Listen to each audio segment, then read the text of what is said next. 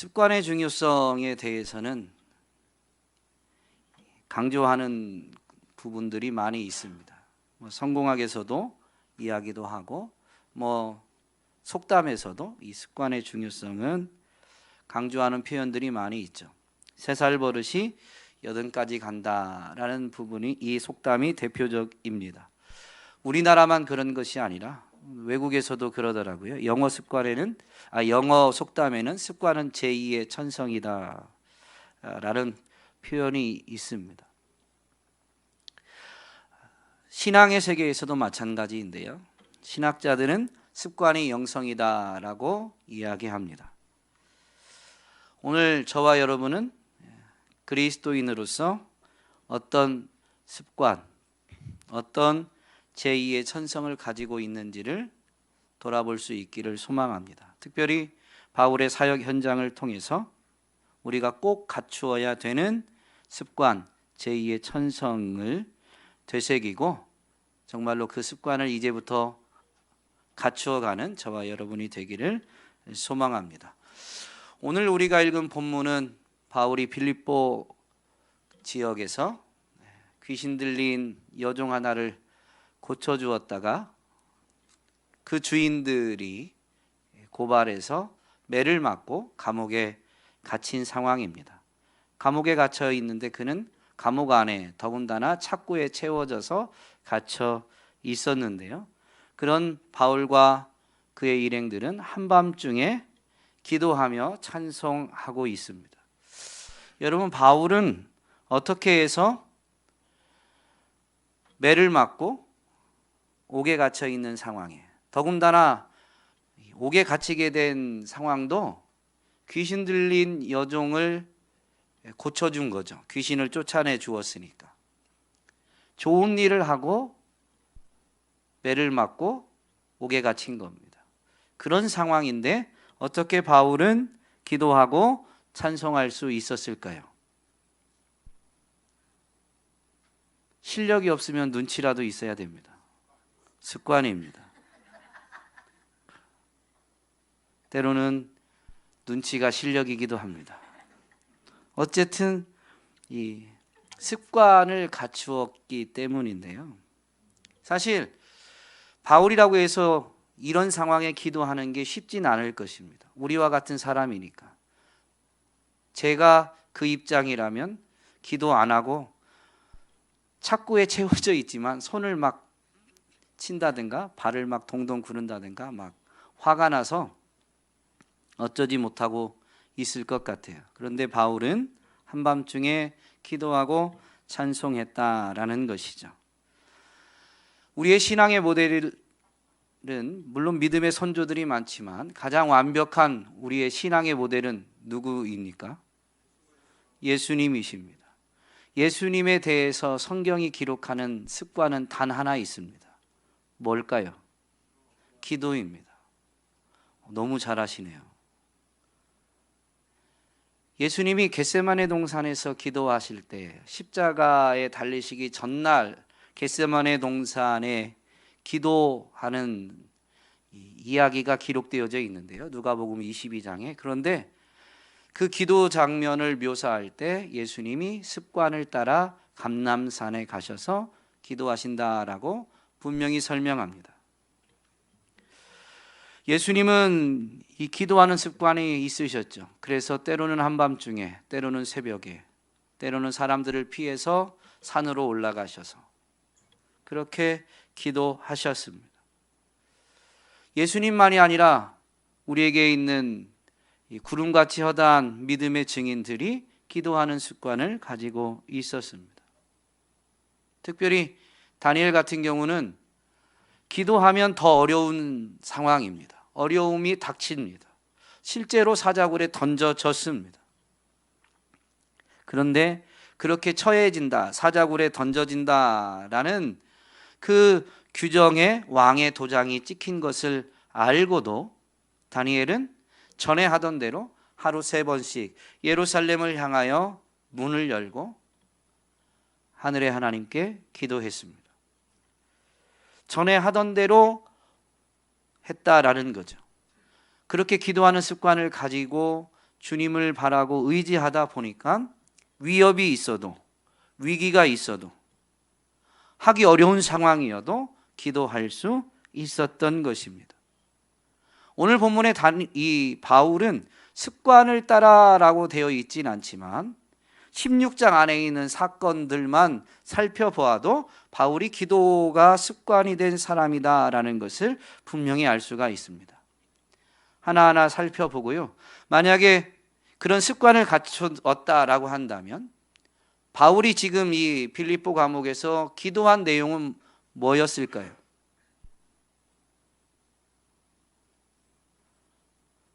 바울은 도대체 기도가 습관이 되었는데 기도가 습관이 된 그 사람은 뭐를 가지고 기도했을까요?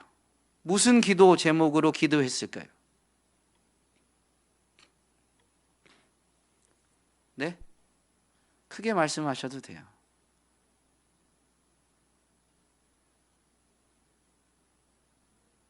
질문만 하면 굉장히 경직됩니다. 너무 점잖으셔서 대답을 안 하실 수도 있고, 그게 아니라면 우리는 기도를 많이 안 하고 있거나 기도를 해도 내 맘대로 하고 있어서 그럴 수 있습니다. 기도를 예수님이 분명히 가르쳐 주셨죠. 어떻게 기도하라고 가르쳐 주셨어요? 네? 주기도문을 암송하는 게 중요한 게 아니고 하나님의 나라와 뜻을 구하는 기도입니다. 그래서 너희는 먼저 그의 나라와 그의 의를 구하라 라고 분명히 말씀하셨죠. 주기도문 내용을 암송하는 것도 중요하지만 그걸 요약하면 먼저 그의 나라와 그의 의를 구하라는 것입니다. 이거 예수님이 가르쳐 주신 기도입니다.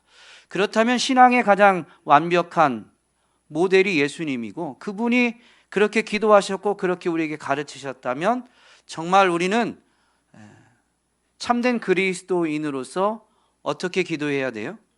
습관을 따라 하나님의 나라와 뜻이 이루어지도록 기도해야 되는 거예요. 바울은 빌립보 감옥에서 기도하는데 하나님의 뜻을 구하는 기도를 했던 것이 분명합니다. 분명합니다. 굉장히 불편하시죠? 나는 그렇게 기도 안 하는데 바울은 그러니까 우리와 똑같은 사람인데 그렇게 기도했습니다. 좀 이따가 살펴보도록 하고요. 먼저 바울이 기도하는 습관을 가졌다라는 것을 알 수 있는 부분이 뭐냐면 사도행전 16장에서 보면 바울이 아시아에서 전도하려고 했는데 지난주에 말씀을 살펴본 것처럼 성령님이 가로막으시죠. 복음을 전하는 것을 금지하신 것이 아니라 복음 전하고자 했던 바울이 갈라디아로 나아가고 그 윗지방으로 나아가려고 하는데 매번 가로막아요. 아시아에서도 못하게 하시고 갈라디아와 부르기아 지방에서도 못하게 하시고 계속 가로막혔다라는 거죠. 그 얘기는 뭐냐면 한번 가로막혔을 때 바울이 어떻게 했어요? 성경에는 없지만 하나의 계획이 실패로 돌아갔을 때 계획을 바꿀 때 성령님이 막으셨으니까 새로운 계획을 세울 때 바울은 도대체 어떻게 계획을 세웠을까요? 기도하면서 내가 세운 계획이 성령님이 막으셨다면 성령님은 도대체 뭘 원하십니까? 그러면서 자신에게 드는 생각들을 가지고 또 계획을 세웠는데 그게 아니에요. 이것도 성령님의 뜻이 아닙니까? 그러면 또 기도하면서 또 계획을 세워보는 거죠. 그러다가 바울이 이제 막히고 해서 드로아에 왔는데 드로아라는 항구 도시에서 그날 밤에 이제 바울이 환상을 보게 됩니다. 근데 그 환상에서 마게도냐 사람이 나타나서 와서 우리를 도와주십시오라고 외치는 거예요. 근데 이것이 성령님이 주셨다라고 성경이 기록하지 않아요. 바울이 환상을 봤는데 그 환상을 통해서 바울은 이것이 성령의 뜻이다라고 확신합니다. 본인이 그런 생각을 신념을 가진 거예요. 그동안 막고 자신의 계획이 막히고 기도하는데 막히고 했는데 이번에는 자신이 계획을 세운 게 아니라 환상을 통해서 마게도냐 사람이 나타났다는 거죠. 그래서 바울은 이거야말로 성령님이 가르쳐 주시는 거구나, 이거야말로 성령님이 지금 인도하시는 거구나 라고 스스로 확신하게 된 겁니다. 더 놀라운 것은 성령님이 주시는 감동은 확신을 더욱 붙잡을 수 있도록 그 일들을 성령님이 이루어 가시는데요. 드로아에서 빌립보까지 오늘 우리가 가진 이 본문 11절에 보면 하루 만에 갑니다. 그런데 나중에 이제 이 2차 선교 여행을 마치고 돌아갈 때 빌립보에서 다시 드로아까지 가는데요, 5일이 걸립니다. 사도행전 20장 6절에 명확하게 기록되어져 있어요. 드로아에서 빌립보까지는 약 200여 킬로입니다.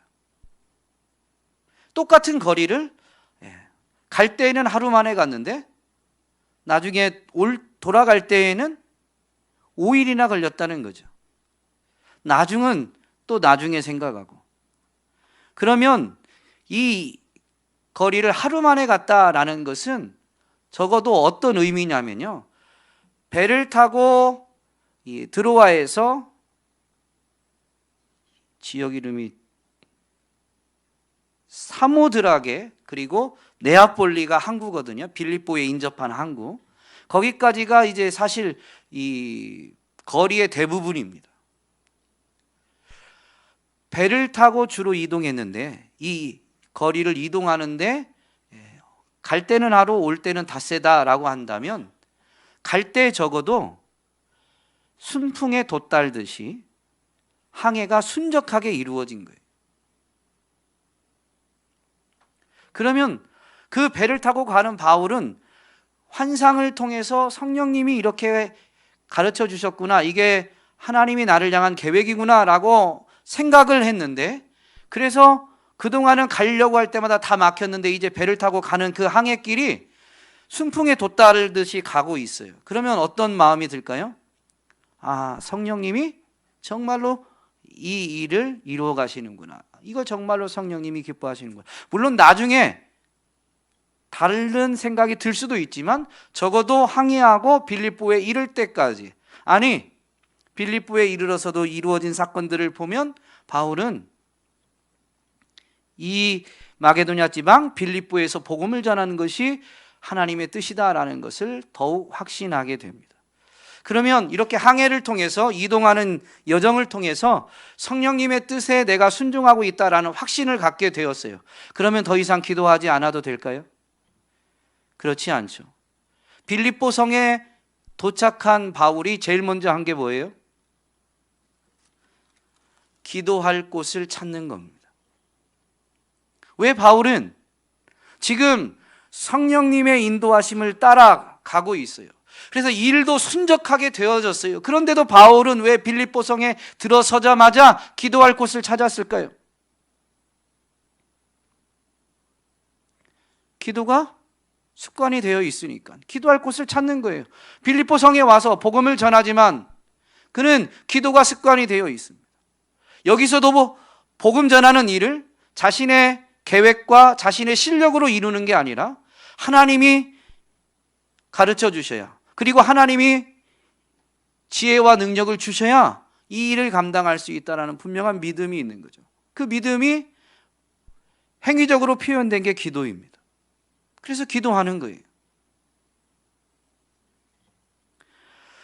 빌립보 성에서 기도할 곳을 찾았다라는 것에서 우리가 유추할 수 있는 게 뭐냐면요, 빌립보에는 회당이 없다는 겁니다.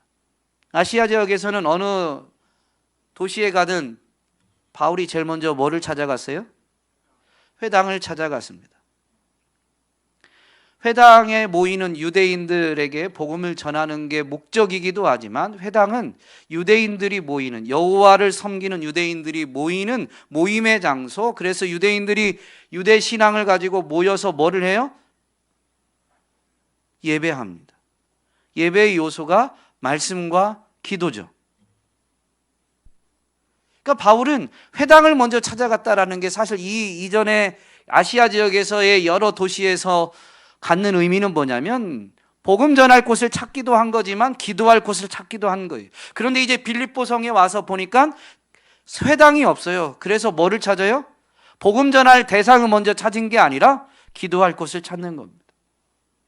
그만큼 바울에게 기도는 습관이 되어 있다라는 의미이죠. 놀라운 것은 기도할 곳을 찾다 보니까 소문을 하나 듣게 돼요. 강가에 어떤 여자들이 모이더라라는 소문을 듣게 됩니다. 그런데 그 여자들이 어떤 여자들이에요? 그냥 빨래하는 여자들이라고 생각하세요? 바울이 뭘 찾았다고요? 기도할 곳을 찾았어요. 그런데 강가에 여자들이 모인다라는 소식을 들었어요. 그러면 그 소식은 왜 듣게 된 거예요? 기도할 곳을 찾고 있다 보니까 그 소식을 들은 거예요. 그러면 강가에서 여자들이 모이는 모임은 빨래 모임이 아닙니다. 수다 모임이 아니에요.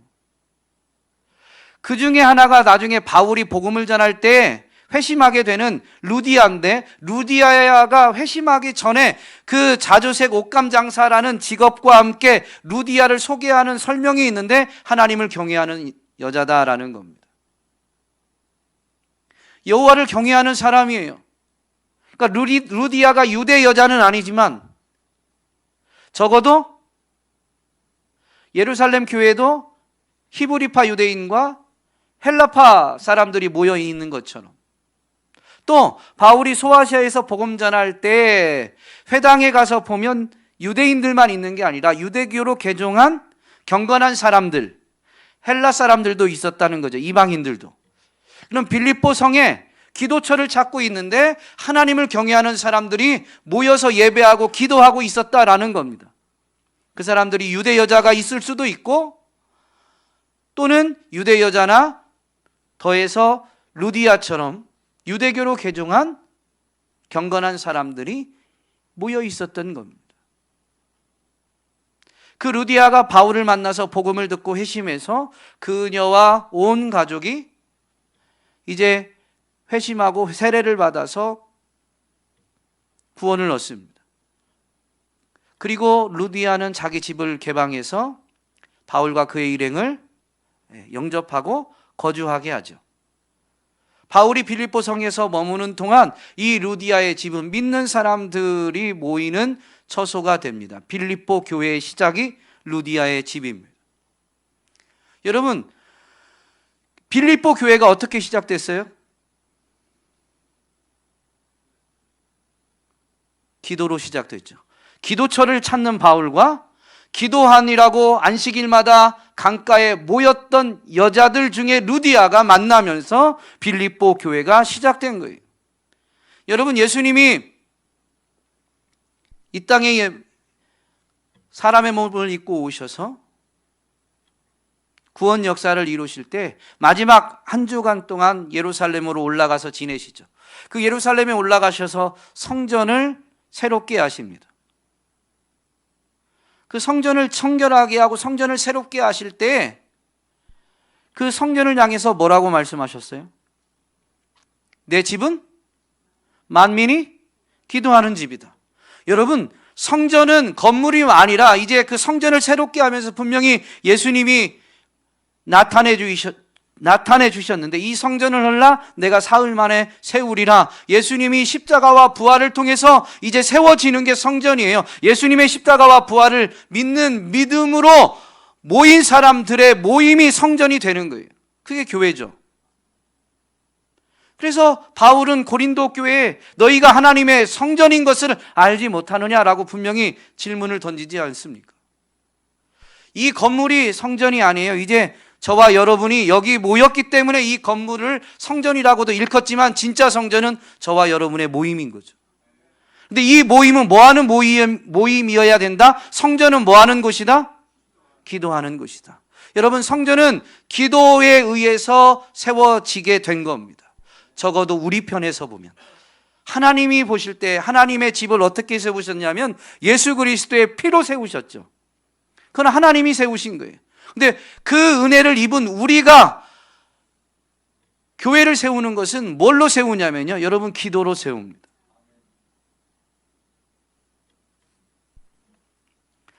그렇게 빌립보 교회가 시작되었는데요, 빌립보 교회가 아직 굳건히 서진 않았어요. 그래서 바울이 빌립보에 계속 머물면서 매일 기도하러 다닙니다.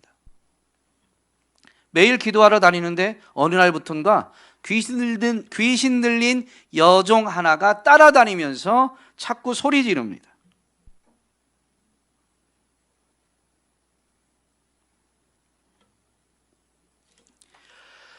귀신 들린 여종이 이 사람들은 구원을 전하는 하나님의 사람들이다 라고 막 소리치면서 따라다니니까 바울이 심히 괴로워합니다. 바울은 왜 괴로워했을까요? 이 귀신 들린 여종의 말이 틀렸어요? 맞는 말이에요. 맞는 말을 하고 있는데 바울은 왜 괴로워했을까요?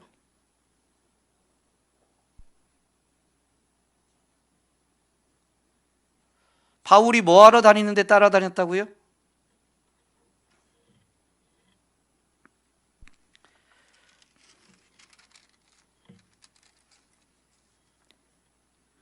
(16절에) 보니까 우리가 기도하는 곳에 가다가 점치는 귀신 들린 여종 하나를 만나니 점으로 그 주인들에게 큰 이익을 주는 자라. 그가 바울과 우리를 따라와 소리질러 이르되 이 사람들은 지극히 높은 하나님의 종으로서 구원의 길을 너희에게 전하는 자라 하며 이같이 여러 날을 하는지라. 바울이 심히 괴로워서. 바울이 뭐하러 가는데? 기도하러 가는데 따라다니면서 소리치는 거예요. 아무리 옳은 말이라도 자꾸 따라다니면서 소리치니까 바울은 지금 기도하러 가는데, 기도하러 가서 뭐 할 거예요? 기도할 거잖아요. 그런데 뒤따라와 가지고 자꾸 소리쳐요. 기도가 돼요, 안 돼요? 안 되죠. 그래서 괴로운 거예요. 옳은 말이지만 바울이 지금 기도하고자 하는데 기도하지 못하게 하니까 괴로운 겁니다. 여러분은 기도하지 못하는 것이 괴로움이 됩니까?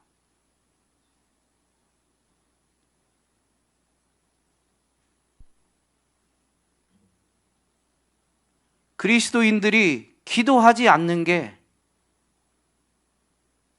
아무 아픔이 안 된다면 위기입니다. 그리스도인은 하나님을 믿는 사람들이죠. 하나님을 믿는다는 것은 그냥 예수님이 나의 죄를 대신 지시고 죽으셨다라는 것을 맞아요라고 인정하는, 동의하는 게 믿음이 아닙니다. 그분이 왜 죽으셨냐면 우리는 전적으로 무능력하기 때문에, 선을 행할 능력이 하나도 없기 때문에 그분이 대신 죽으셔야 했다는 거예요. 그걸 믿는 거예요. 그러면 선을 행할 능력이 하나도 없는 것이 나라는 것도 믿는 거고, 그런 나를 위해서 예수님이 대신 죽으셨다는 것을 믿는 게 믿음입니다. 선을 행할 능력이 하나도 없는 사람이 선한 삶을 살고자 하는데 여러분 어떻게 살 수 있어요? 그래서 그리스도인은 기도를 빼면 그리스도인이 아닙니다. 그리스도인이 기도가 안 되는데 아픔이 없다. 진짜 위기입니다. 너무 속상한 것은 그게 위기인 줄 모르는 게 더 속상하죠. 차라리 이게 위기라는 걸 알면 이제 돌이킬 기회라도 있죠. 기도가 안 되는 거, 아니 기도하지 않는 것이 아픔이라면 그 사람은 기도하려고 몸부림이라도 칠 거예요. 내가 아프니까. 제가 유학 가서 처음에 유학 현실에 부딪히는데요, 저는 유학을 제가 계획해서 간 게 아니고 쫓겨갔어요. 자세한 간증은 다 할 시간이 없으니까. 쫓겨갈 때 생각이 그랬어요. 미국 가면 영어가 되는 줄 알았어요. 참 무식한 생각이죠. 미국 가서 한 달을 지내봤는데 아무것도 안 달라져요. 영어도 못하고 한국말도 못하고 아무것도 못해요. 그러니까 기도해야 되는데 기도할 수밖에 없는데 기도도 안 나와요. 기도가 저절로 되지 않아요. 어려운 일 생겼다고 어느 한순간에 그냥 기도해야지 기도가 되는 게 아니에요. 억울한 바울의 심정, 감옥에 갇힌 그 심정으로 기도해야지 한다고 해서 기도가 저절로 되는 게 아닙니다. 습관이 안 되면 억울한 감정 때문에, 분노 때문에 기도가 더 안 되죠. 기도는 해야 되는데 기도가 안 되니까 여러분 어떻게 할까요? 우는 것밖에 없습니다. 처음에 유학 가서 6개월을 울었어요. 기도할 처소도 없으니까 혼자, 먼저 가족들이랑 같이 안 가고 혼자 갔는데 기숙사에서 기도를 해야 되는데 옆방에 소음 때문에 제가 소리내서 기도를 할 수 없으니까 이불을 팍 뒤집어 쓰고 소리도 못 지르고 우는 것밖에 없는 거예요. 나중에 그때는 너무 힘들었어요. 기도해야 된다는 것은 알겠는데 기도도 안 되고, 그래서 울지만 진짜 아파서 우는 거예요. 기도가 안 되는 게 아파서. 나중에 6개월 지나고 나서 보니까 그게 내가 그리스도인이다라는 분명한 증거. 내가 영적으로 그래도 거의 죽어갔지만 영적으로 죽은 자는 아니었구나라는 분명한 증거였다는 걸 나중에 깨달았습니다.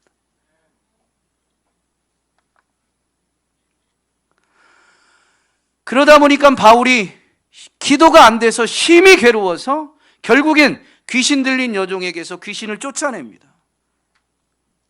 이 여종은 귀신이 들려서 점을 잘 치니까 점 치는 걸로 돈 많은 여러 사람들이 이 여종 하나를 사가지고 사업을 한 거죠. 그런데 귀신이 쫓겨가니까 더 이상 점을 칠 수 없게 돼요. 그 여종을 데리고 사업했던 주인들이 경제적 손실 때문에 분노해서 바울을 고발해가지고 빌립보성 이 관리들에게, 치환관들에게 데리고 가서 재판도 없이 바울을 때리고 옥에 가두게 된 거예요. 바울의 입장에서 정말로 속상하고 억울하죠. 그런데도 왜 바울은 한밤중에 기도했느냐? 습관이 되었지만, 지금 상황이 납득하기 어렵지만 그래도 한 가지 분명한 것은 내가 모르지만 하나님은 분명한 뜻이 있으시다는 거죠. 그러니까 뜻을 구하는 거예요. 하나님의 뜻이 뭡니까? 바울이 하나님의 뜻을 구했다라는 명확한 증거가 있는데요. 그렇게 기도하고 찬송하다가 보니까 조금 지나서 지진이 났어요. 지진이 일어나면서 감옥의 모든 옥문이 열리고 감옥 안에 있던 죄수들의 착고가 다 풀어졌어요. 여러분 같으면, 아니 저 같으면 우와, 하나님이 내 억울한 마음을 다 들으셨네 라고 잽싸게 탈옥했을 것 같아요.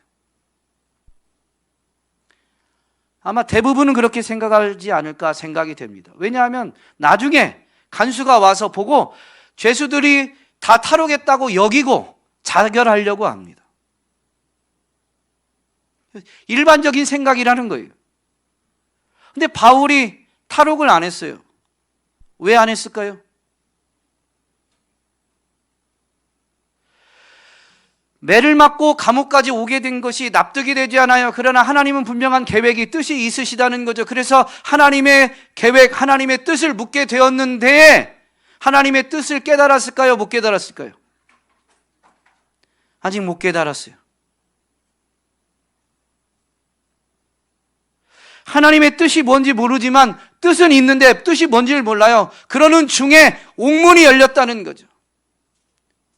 억울한 내 입장에서야 이 일이 얼마나 좋은 일이겠습니까? 그런데 내게 좋은 일이 하나님의 뜻과 계획이 아니에요. 하나님의 뜻과 계획은 하나님의 영광입니다. 하나님은 자기의 영광을 다른 자들에게 뺏기지 않는다고 분명히 말씀하셨어요. 그러면 내가 탈옥하는 게 하나님께 영광일까? 아니요, 알 수가 없어요. 하나님의 뜻을 구한 사람은 하나님의 뜻이 분명할 때까지 움직일 수가 없는 거예요.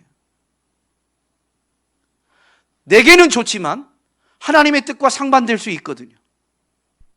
그래서 하나님의 뜻이 분명해질 때까지 움직이지 않는 겁니다.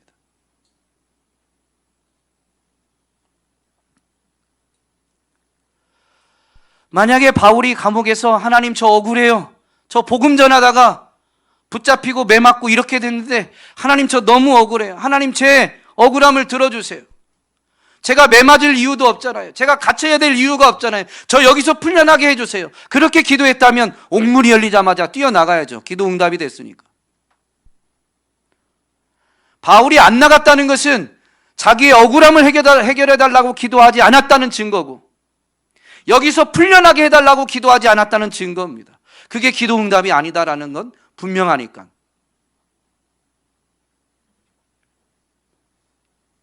그렇게 해서 기다리다 보니까 나중에 간수가 와서 상황을 보고 자결하려고 하는 거죠. 아마 그때 깨달았을 겁니다. 간수가 자결하려고 하니까 감옥 안에 있던 바울이 소리치면서 만류하죠.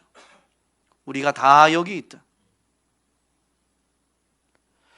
그러니까 간수도 놀라는 거예요.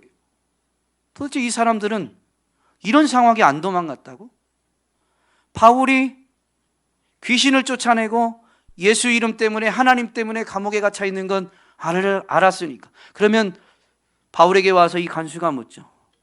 어떻게 하면 제가 구원을 받을 수 있습니까? 복음을 듣고 이제 바울을 데려다가 집에 가서 씻기고 그의 온 가족이 바울에게 말씀을 듣고 그 온 가족이 회심하게 되어서 세례를 받게 되죠. 바울은 처음에는 간수 한 사람 때문이다라고 생각했을 수 있어요. 하나님이 여기까지 인도하는 게 한 사람을 살리기 위해서, 한 영혼을 구원하기 위해서. 그런데 조금 더 머무르면서 하나님의 뜻이 이루어지길 기다리다 보니 간수 한 사람이 아니었던 거죠. 그의 온 집안이 구원받게 되는 하나님의 뜻이 이루어지게 됩니다. 우리도 사실 하나님의 뜻을 구하고 하나님의 뜻에 순종하고자 하지만 오늘, 지금 하나님의 뜻을 알고 살아갈 때가 얼마나 됩니까?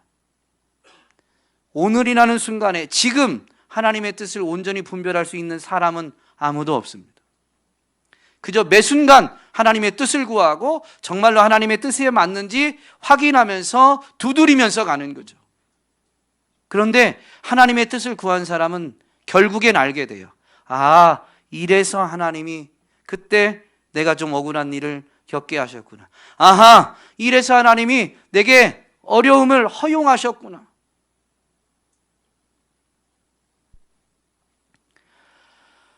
놀라운 것은 하나님의 뜻이 이루어지니까 고위관리들이 그 감옥에 갇힌 바울과 일행을 풀어주라라고 간수에게 명령이 내려옵니다. 간수가 와서 얼마나 좋은 소식이에요. 바울에게 전해졌는데 바울이 그때 자기가 로마 시민인 걸 밝힙니다.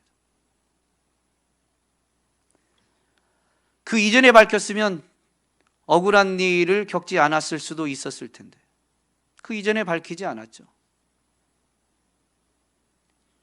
바울은 자신이 로마 시민인 것이 오늘 우리가 읽은 본문에는 자세히 나오진 않지만 바울이 로마 시민인 걸 이제 간수에게 밝히면서 그 사람들이 직접 와야 된다라고 말하게 되죠. 그래서 그 고위 관리들이 직접 와서 바울에게 간청합니다. 로마 시민을 재판도 없이 매를 댄 것, 그리고 감옥에 가둔 것은 아무리 로마 관리들이라도 중죄에 해당됩니다. 관리의 직책을 계속 유지할 수가 없어요. 그러니까 와서 바울에게 사정하죠. 자세한 내용은 없지만 빌립보 성에서 떠나기를 청하였다라고 되어 있는데요. 그 간청은 있었던 일은 고발하지 말아주고 없었던 일로 해주고, 제발 그 사람이 계속 있으면 계속 그 일이 회자될 거 아니에요. 그러니까 우리 성에서 좀 떠나주세요라고 고위관리들이 간청했어요. 여러분, 본문에는 아무 내용이 없지만 바울이 그 고위관리들의 간청을 들어주죠. 그래서 이제 빌립보 교회를 위로하고 빌립보 성을 떠납니다. 그런데 바울이 고위관리들에게 아무 뭐라고 표현을 해야 될까요? 거래도 없이 떠나갔을까요? 바울 자신을 위한 거래는 아니지만 저는 분명히 바울이 그 고위관리들이 청을 할 때에 내가 빌립보성에서 이렇게 사람들에게 매를 맞게 된 이유가 복음 전한 것 때문이었는데 그 복음을 듣고 믿는 사람들이 조금 있다. 루디아라는 집에 모이는 사람들, 그리고 그 간수의 가족이 복음을 믿게 됐다. 그들이 잘못해서라면, 이건 제 혼자 상상이에요. 그들이 잘못해서 법을 어겨서라면 법에 맞게 그들을 심판해야 되겠지만, 오늘 나처럼 힘을 가진 사람들, 권력을 가진 사람들이 자신들의 이익 때문에 혹시나 교회를 믿는 사람들을 핍박하게 된다면 그 억울함을 좀 당신들이 돌봐주라 라는 정도의 부탁은 했을 것 같아요. 합법적인 한도 안에서, 한계 안에서 바울은 자신의 안위가 아니라 교회를 굳건하기 위해서라면 그 정도의 부탁은 하고 그들의 청탁을 들어줬을 것 같습니다.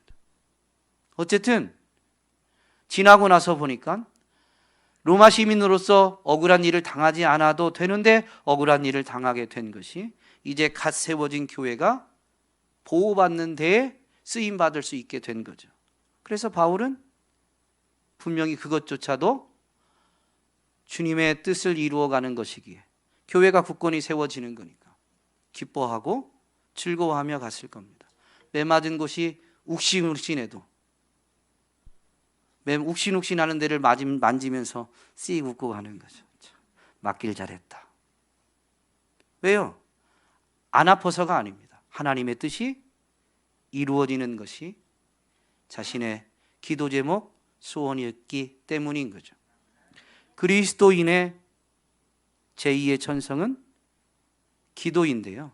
하나님의 뜻을 구하는 기도입니다.